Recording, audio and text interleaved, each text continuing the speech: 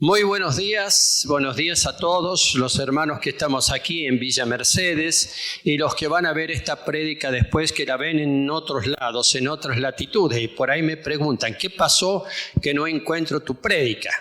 Y tuve que explicarle a algunos hermanos que estuve fuera de circulación por un mes, así que ahora vuelto, gracias al Señor. Hoy es domingo 1 de junio de 2025. Estamos aquí en Villa Mercedes, un hermoso día otoñal, pleno sol. Hace frío por la mañana, acá es muy frío por la mañana, pero después el sol entibia todo y se pone el día hermoso. Y ya estamos en el mes de junio. Es una bendición. Yo voy a hablar acerca de los héroes de la fe y nosotros. Este es el título de la prédica. Los héroes de la fe y nosotros. Hay un hermoso capítulo, que es el capítulo 11 de la carta a los Hebreos en el Nuevo Testamento. Esta carta a los Hebreos es una carta particular, muy buena, dice cosas extraordinarias. Dice a los Hebreos porque habla muchas cosas, es como si estuviera dirigido a los hermanos de raza hebraica, es decir, a los judíos creyentes. No sirve para todos, ¿no? Y hay un capítulo en el cual habla de la fe. Y empieza el capítulo 11 con el versículo, precioso versículo que tenemos que saberlo de memoria, donde da una definición de la fe que a mí me parece insuperable. Estoy leyendo la versión Reina Valera, que es la versión más común entre nosotros, de la Biblia. Y dice: es pues la fe, la certeza de lo que se espera, la convicción de lo que no se ve. Y después dice: por causa de la fe alcanzaron buen testimonio los antiguos. Por la fe entendemos haber sido constituido el universo por la palabra de Dios, de modo que lo que se ve fue hecho de lo que no se veía. Es una definición científica, casi te digo. Lo que se ve fue hecho de lo que no se veía. La materia fue hecha de la energía. Ese es el proceso. Pero dice, por la fe nosotros entendemos, sabemos, declaramos que Dios hizo todo eso. Y va a hablar acerca de la fe. Y todo el capítulo 11 habla acerca de los héroes de la fe. Extraordinario. Léanlo en su casa. Fíjense esos héroes de la fe. Cita 14. Hay 14 citas de héroes de la fe. Al primero que cita es a Abel. ¿Por qué Abel? Uno de los hijos de Adán. Porque Abel entendió lo que significaba una ofrenda a Dios. Por eso Dios aprobó la ofrenda de Abel, no la de su hermano Caín, porque Abel entendió lo que significa una ofrenda a Dios, que es una ofrenda de corazón, que es una ofrenda de verdad. En el Nuevo Testamento hablamos de la ofrenda, mira, esto que tiene que ver la fe, lo que significa la fe. Cuando nosotros creemos, el Nuevo Testamento relata el caso de un matrimonio que va a los apóstoles con una cantidad de dinero, haciendo como que era todo el dinero de una propiedad que ellos tenían, pero no era todo el dinero. Sustrajeron una parte, dicen, no vale la pena que demos todo. Murieron cuando el apóstol les recrimina, ¿por qué tentaron a Dios? ¿Por qué hacen esto? No tenían obligación de traer, pero ¿qué traen una ofrenda con mentira? Abel Fue el hombre que después fue muerto por su hermano Caín, pero lo cita como el primer héroe de la fe, aquel hombre que creyó y trajo lo mejor que tenía para ofrendar a Dios. Después habla de Enoc, otro héroe de la fe. De Enoc habla muy poco la Biblia, pero dice algo extraordinario, que Enoc caminó toda su vida con Dios. Enoc caminó con Dios. Es decir, tenía una relación con Dios como la de Adán prácticamente. Y no vio la muerte, Dios lo llevó sin que viera la muerte. Después habla de Noé, ese hombre también creyente, un hombre de fe, a quien Dios le da una tarea de locos, por decir así. Les tenés que construir un arca porque va a venir un diluvio y todo va a desaparecer. Vos tenés que construir un arca, es decir, un elemento flotante de madera. Y estaba Noé con sus hijos construyendo y dale que va, dale que va, dale que va, dale que va. En medio del desierto, digamos, construyendo un arca, una embarcación, era una locura. Pero no le importó. Después viene el diluvio. Noé, otro héroe de la fe. Después habla de Abraham. ¿Qué podemos decir a Abraham, a quien se le llama el padre de la fe? Ese hombre caldeo, a quien Dios le dice, tenés que salir de acá, salir de tu tierra y de tu parentela, a una tierra que yo te voy a dar, nada más.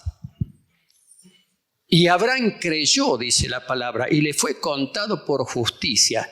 Un hombre rico, y ahí con todas sus cosas va y hace un largo peregrinaje hasta llegar a la tierra que Dios le había reservado a él y a sus descendientes. Por eso a Abraham se lo llama el padre de la fe. Él creyó a Dios. Después habla de Moisés. Ese hombre que tuvo que huir, hebreo, cautivo de los egipcios, pero criado con cierta ventaja sobre el resto de sus connacionales, porque él fue criado en el palacio, y tiene que ir porque por defender a uno de los suyos mata a un egipcio y se va, y allá encuentra a una mujer y se casa y se dedica a apacentar el ganado de su suegro Yetro, hasta que tiene un encuentro con Dios y Dios le comisiona a Moisés que vuelva a Egipto para sacar al pueblo de la esclavitud y llevarlos a la tierra prometida, a esa tierra que Dios ya le había prometido a Abraham. Extraordinario. Después habla de José. O mejor dicho, antes habla de José. José, el hijo menospreciado por los hermanos, que es vendido como esclavo a Egipto y llega a ser un funcionario poderoso del reino de Egipto. Extraordinario porque la figura de José en el Antiguo Testamento es la figura más parecida a Jesús. Luego habla de una mujer como heroína de la fe. Esa mujer se llamaba Rahab. Era una prostituta. Cuando los hebreos ya entran en la tierra prometida y tienen que destruir la ciudad de Jericó, Dios les manda a destruir la ciudad de Jericó. Rahab es la que cobija a 2 espías que entraron a Jericó. Entonces Dios le dice a esa mujer, o Dios le dice va a ser destruida la ciudad, pero Rahab y su familia van a ser cuidadas porque ellos ayudaron a los enviados de Dios. Y está entre los héroes, heroína de la fe. ¿Te puedo decir alguna cosa sobre esta gente? Después habla de Gedeón. Ya pasaron muchos siglos, en la época de los jueces estamos. Ese muchacho que está escondiendo el trigo en un lagar para que no vengan los madianitas y se lo roben. y Dios lo llama porque ve algo en él extraordinario que ni él mismo veía. Porque le dice Dios a Gedeón, le dice, varón esforzado y valiente, y él está escondido, está atemorizado.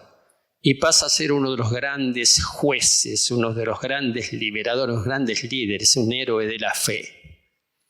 Extraordinario. Después habla de Barak, otro de los jueces que luchó contra los enemigos. Después habla de Sansón, ese juez que era un hombre de carácter débil, pero que finalmente terminó su vida honrando a Dios. Después habla de Jefté, otro líder de la época de los jueces. Interesante porque nombra varios, Gedeón, Barak, Sansón, Jefté, de la época de los jueces, que es la época más sombría, más oscura de la historia del pueblo de Israel. Y sin embargo de ahí, el escritor de la carta a los hebreos rescata héroes de la fe. Esto es muy interesante. Después habla de David, por supuesto, el rey David.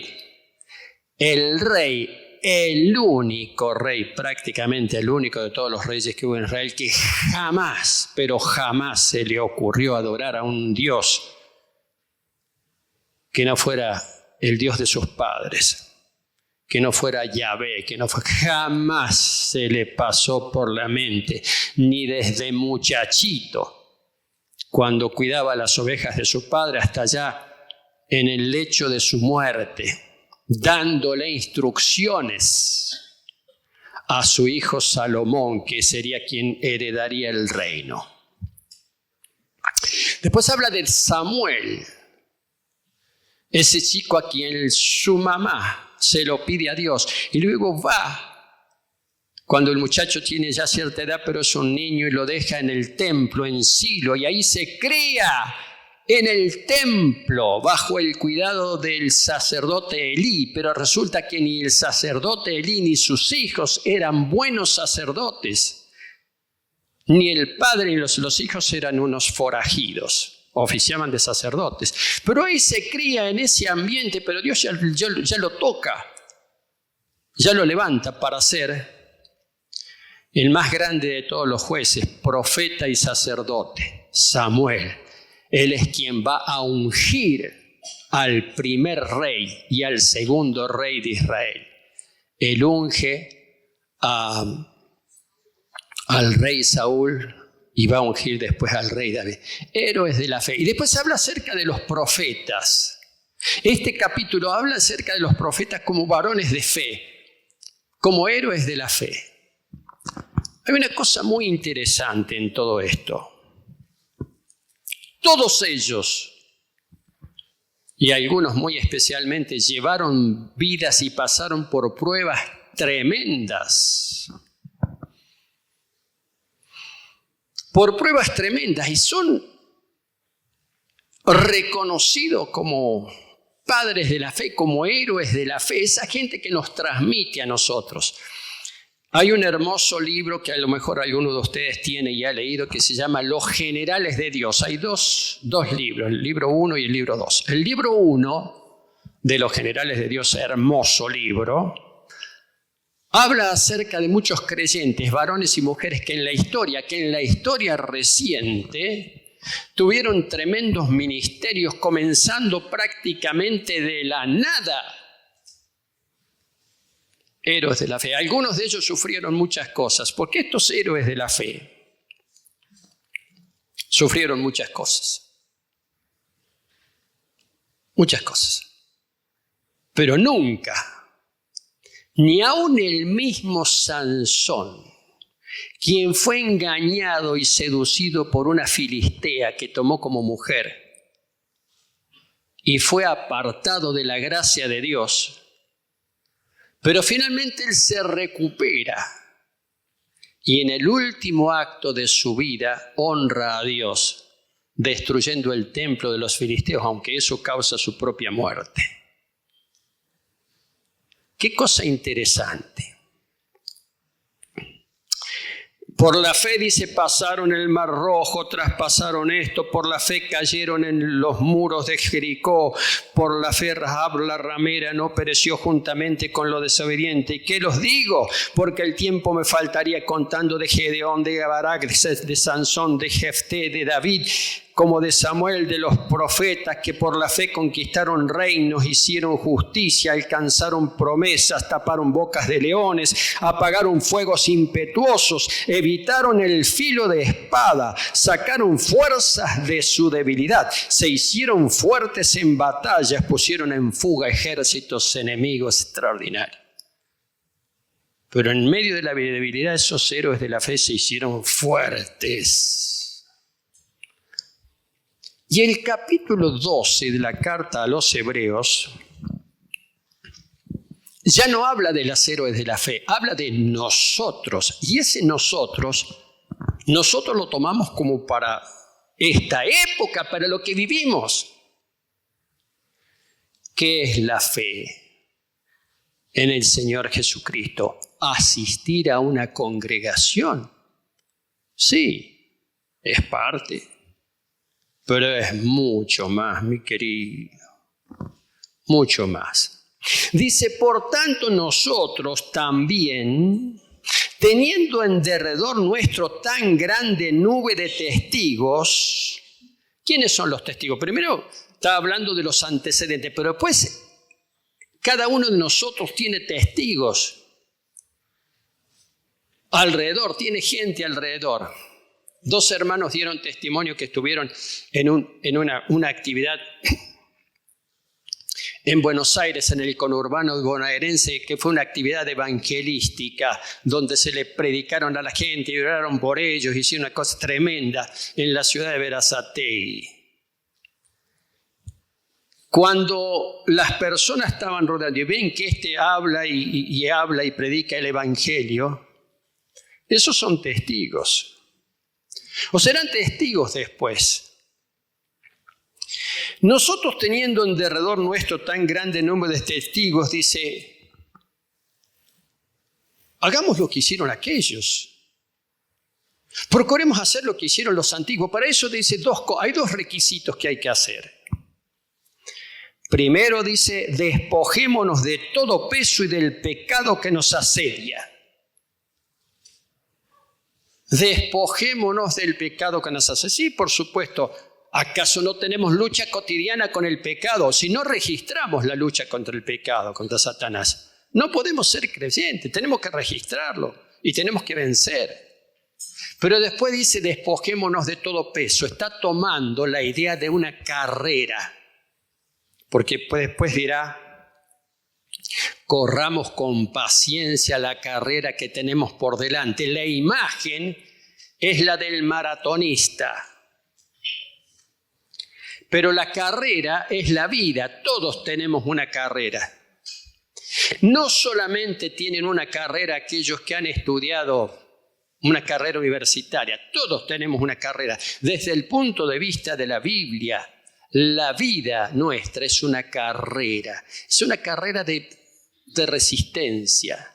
Dice, pero para poder correr esa carrera nos tenemos que despojar del pecado que nos va a tironear para acá y para allá, para acá y para allá. El pecado nos asedia. Pero además dice otra cosa interesante. Despojémonos de todo peso. Preste atención a esto, querido. Los atletas, no sé si ustedes sabían, en la antigua Grecia competían desnudos. Y cuando corrían no tenían ningún peso. Y cuando luchaban y cuando desnudos competían. Sin ningún peso.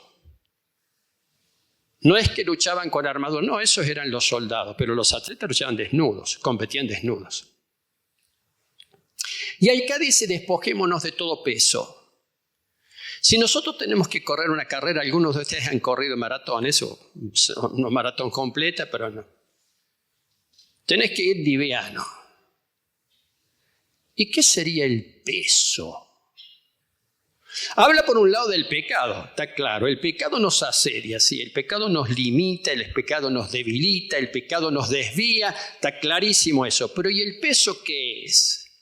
es lo que traemos.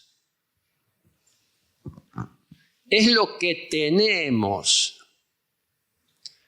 Nosotros no le llamamos peso actualmente. ¿Cómo le llamamos? Carga, pero hay otro término más preciso. No, hay un curso, alguien está dando un curso sobre eso.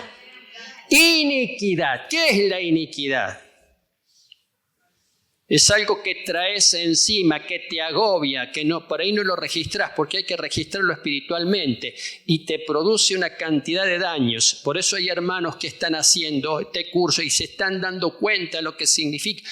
Pero resulta que yo ya traigo un peso desde hace mucho tiempo y eso me está limitando mi fe, está limitando mi vida espiritual.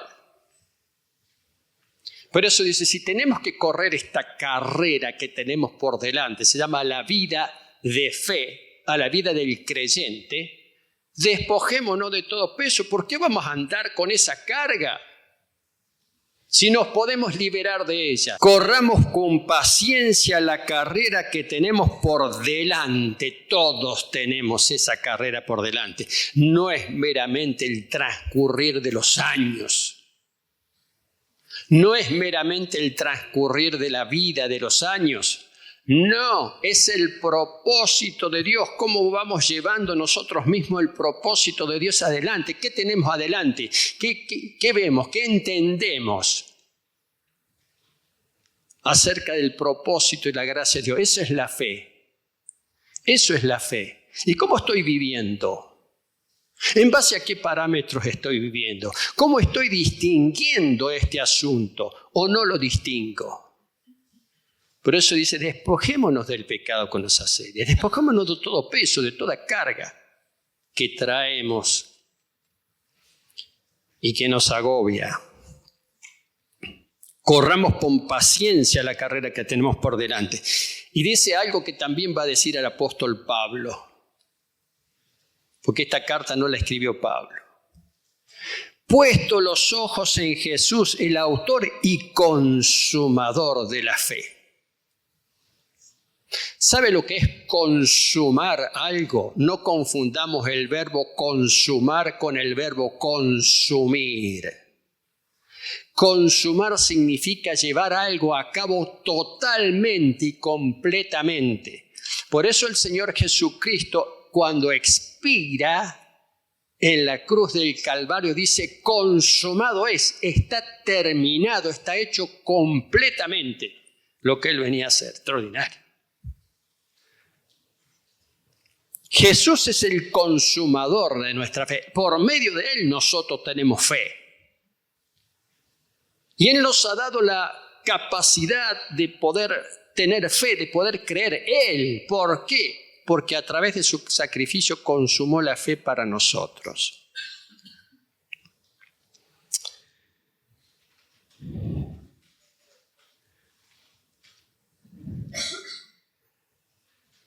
Jesucristo, el cual por el gozo puesto delante de él sufrió la cruz menospreciando el oprobio y se sentó a la diestra del trono de Dios.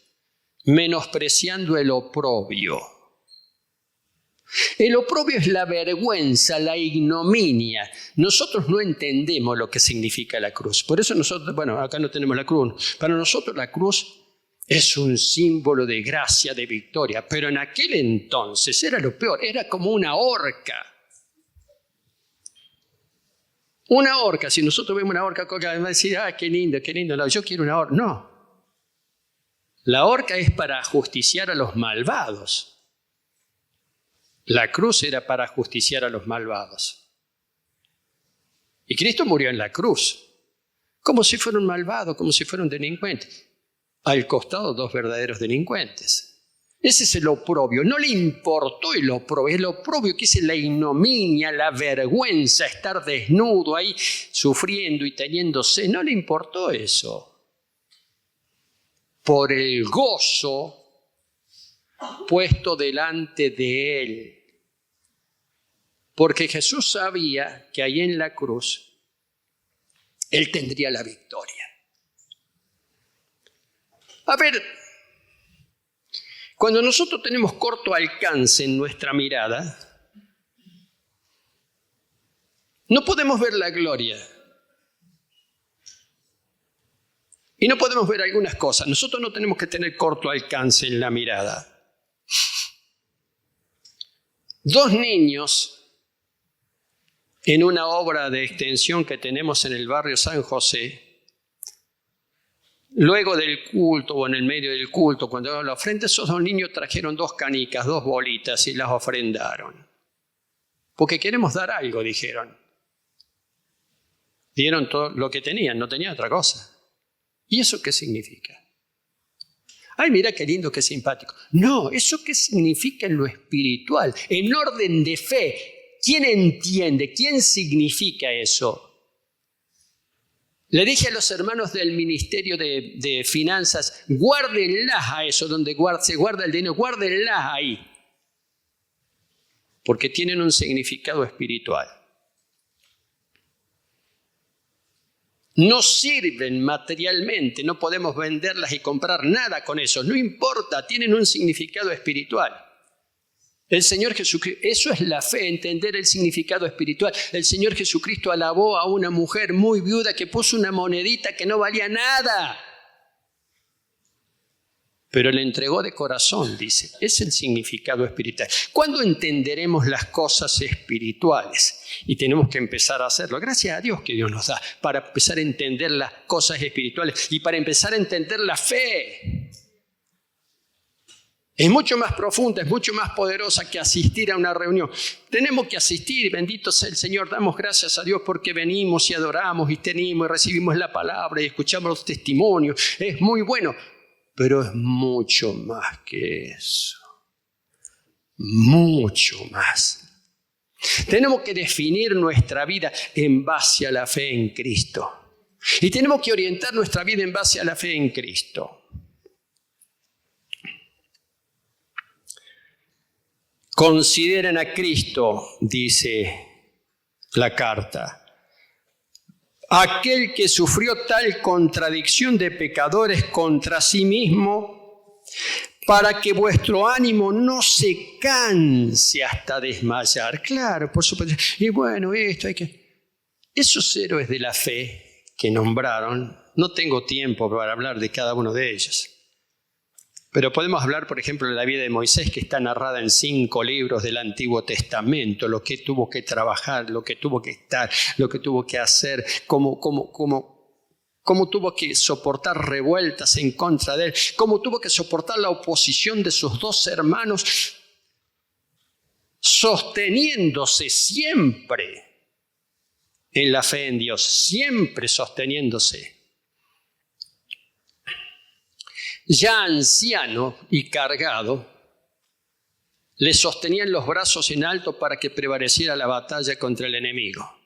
Entonces tenía 2 hombres, uno a cada lado para sostener los brazos. Él ya no los podía sostener. Pero la tremenda gracia de Dios estaba con él. ¿Qué son las dificultades? Va a hablar de esto. Es muy interesante, es para otra prédica. La carta de Santiago y la carta de Jacobo, cuando dice, hermanos míos, tengan por sumo gozo, increíble. Así arranca la carta de Santiago, la epístola de Santiago. Cuando se encuentren en diversas pruebas, ¿qué? Entendamos la palabra, porque hay un propósito de Dios. Dice, porque la prueba de vuestra fe produce paciencia, y la paciencia templa el carácter. Estaban hablando los chicos que dieron testimonio cuando estaban predicando allá en las calles, en el centro de Berazategui, que se encontraban con muchos creyentes que ya no asistían más a la iglesia. Le decía, ¿qué te pasa? Y bueno, un problema y esto otro, que sí que... Ah, mi querido, puesto los ojos en Jesús, si no te vas a caer. Si no, vas a encontrar una pequeña dificultad y te vas a destartalar. Si no, el enemigo te va a agarrar, disculpen el término poco académico, te va a agarrar del cogote y te va a zamarrear. Y muchos se entienden muy bien a lo que me estoy refiriendo. La fe, mis queridos, es una gracia de Dios. Después va a hablar acerca de la disciplina, que es otro capítulo, la disciplina. ¿Qué significa la disciplina? Bueno, trabajemos este asunto. Disciplina es lo contrario al desorden. ¿Cómo estás llevando una vida desordenada? Estuve hablando hace poco con un joven, a quien conozco de hace mucho tiempo, y lo escucho y digo, no puedo creer cómo vive una vida tan desordenada. Ha escuchado el Evangelio, pero no ha captado lo que significa la fe. Y lleva una vida desordenada. Y acá la palabra habla de disciplina. Y dice una cosa que con esto voy a terminar. Un versículo que desde muy joven yo cuando lo leí dije, ¡ah, la flauta! ¡Qué joya! Y es el versículo 11 del capítulo 12 de la carta a los Hebreos. ¿Lo tienen? Voy a dar un tiempito para que lo busque, lo anote. Yo voy a leer el texto desde mi Biblia, que es una Reina Valera 60. En otras versiones varía un poquito, pero es extraordinario el concepto. Porque habla acerca de la disciplina, y la carta a los Hebreos dice que Jesús aprendió la obediencia. Jesús, hombre, tuvo que aprender la obediencia en disciplina. Y este texto con el cual voy a terminar es una joya. Tómalo como una herramienta para la vida. Tómalo como una herramienta para la vida, ¿entendés? Yo sé que a veces cuando uno predica tiras un montón de cosas, y tú no abarajás algunas cosas sí, otras cosas no. Pero miren lo que dice el texto. Es verdad que ninguna disciplina al presente parece ser causa de gozo, sino de tristeza, pero después da fruto apacible de justicia a los que en ella han sido ejercitados. En este caso, la palabra disciplina puede significar varias cosas. Puede significar amonestación. Si alguien te amonesta, si alguien te dice, si alguien te corrige, si alguien te dice alguna cosa, te dice, no, mira, no está bien, no está bien esto que estás haciendo, estás sufriendo consecuencias precisamente porque le estás errando en esto. No es causa de gozo, sino de tristeza. Siempre yo, al final. Pero después, si somos ejercitados en esa disciplina, y acá la disciplina toma otro cariz, que es precisamente la manera correcta de llevar las cosas. Si hemos sido ejercitados en esa disciplina, después da un fruto apacible y te trae paz, te trae justicia, te trae tranquilidad. No tenés que andar a los saltos. Y tengo mucha gente que tiene problemas económicos, sí. Porque no le alcanza, sí. Pero en muchos casos es falta de disciplina. En muchos casos es, ¿qué crees? Lisa y llanamente falta de disciplina. No sabes cómo administrar, no sabes cómo hacer, no sabes decir nada. Cosa que enseña la Biblia. Y hablando de la fe, porque viene hablando de la fe y también hablando de la disciplina. ¿Y qué relación tiene la disciplina con la fe? Total. Pues si nosotros creemos y tenemos fe en el Señor, tenemos que aceptar su disciplina. Tenemos que aceptar su amonestación, tenemos que aceptar su guía, y eso significa una cierta disciplina. Tengo aquí en el auditorio un hermano que es jubilado, es retirado de las Fuerzas Armadas, de la Fuerza Aérea. Y muchas veces hablamos con este hermano acerca de lo que significa la disciplina castrense, es decir, la disciplina militar. Eso te forma para la vida, no te forma solamente para el cuartel. Esa disciplina, decir, bueno, esto es así, esto es así. Lo correcto es hacer esta disciplina. En la fe igual. ¿Por qué nosotros vamos a menospreciar la fe? Como si fuera un don menor. Pues ¿a vos te gustaría ser inteligente? Sí, me gustaría. ¿Y para qué te gustaría ser inteligente? Porque sí, es muy buena la inteligencia, pero la fe es extraordinaria. Porque la fe te va a dar sabiduría y te va a dar inteligencia, la fe. Nosotros somos gente de fe. Pues que si no somos gente de fe,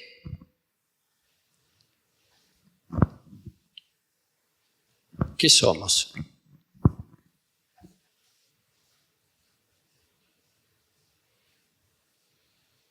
¿Habladores? ¿Qué somos? ¿Hipócritas? ¿Qué somos? Pero yo soy gente de fe. ¿Cuántos de ustedes están pasando por luchas importantes? ¿Cuántos? ¿Querés levantar la mano? Levantalo. ¿Quién lo está pasando por luchas? Santo Dios. Dice la palabra que tenemos que dar gracias a Dios cuando nos encontramos en esas luchas, porque si nosotros tenemos fe, no solamente vamos a vencer, sino que se va a forjar nuestro carácter. ¿Para qué? Para no seguir cometiendo los mismos errores, ni seguir en el círculo vicioso de las artimañas del diablo. Como el diablo te agarra, te hace dar vueltas en círculo, y ahí estás, y ahí estás, y ahí estás, y querés salir y no salís, y querés salir y no salís, pero la gracia de Cristo es la que levanta, la que rescata. Habla el autor a los hebreos de los héroes, dispone esa gente, esos hombres, esa mujer, todos esos como héroes, porque Dios los considera así. Ellos no se creían nada. Gedeón ahí asustado. Y viene y dice, vení, varón esforzado y valiente. ¿Quién, yo? Sí, vos. Porque Dios es la mirada que Dios tiene sobre nosotros, no la mirada que tiene la gente sobre nosotros. ¿Cuántos de ustedes están luchando desde hace años por la mirada que otros han tenido de ustedes? Tal vez los padres, tal vez otros. Y ustedes se siguen viendo todavía a través de esos lentes que les han sido impuestos. Pero Cristo trae libertad. Qué cosa extraordinaria. Entre los héroes de la fe, una mujer prostituta.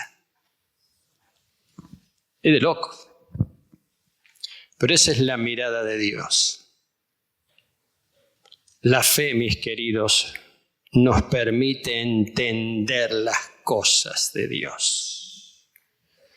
Las cosas que si no nos fueran reveladas no las entenderíamos, pero si tenemos fe, lo vemos. Así que estás pasando este problema. Míralo a través de la fe y decía, a ver, Señor, ¿qué es esto? Estaba hablando con el pastor Darío antes y estaba hablando de una cuestión que se nos ha metido a través de la cultura católica, que es una basura y que es la resignación. La resignación, y bueno, ¿será que tengo que sufrir esto? Esa resignación, eso no es fe, eso no es de la Biblia, eso no es de Dios. Y bueno, ¿será que hemos nacido para sufrir? No. Hemos renacido para vivir en Cristo. No, pastor, está con razón, y bueno, y sí, ¿qué va a hacer? Y hablaba con el pastor Darío, una cosa que nosotros estamos enseñando, estamos viendo. El Señor quiere que nosotros seamos santos, no resignados, ni tontos. Santo es otra cosa. Santo es apartado de lo malo, apartado para el Señor. Y eso nos da autoridad espiritual para luchar. Y estoy viendo muchos de ustedes cómo están teniendo victoria porque han comprendido, van comprendiendo lo espiritual y cómo están teniendo victoria sobre cosas sobre las cuales pensaban que, bueno, ya despojémonos, queridos, de esa tradición católica de la resignación. Y adoptemos la gracia y la fe en el Señor. La gracia y la fe en el Señor. Es, pues, la fe, la certeza de lo que se espera, la convicción de lo que no se ve. Y está hablando acerca de la fe en Cristo Jesús. Dale un aplauso al Señor. Dale un aplauso al Señor.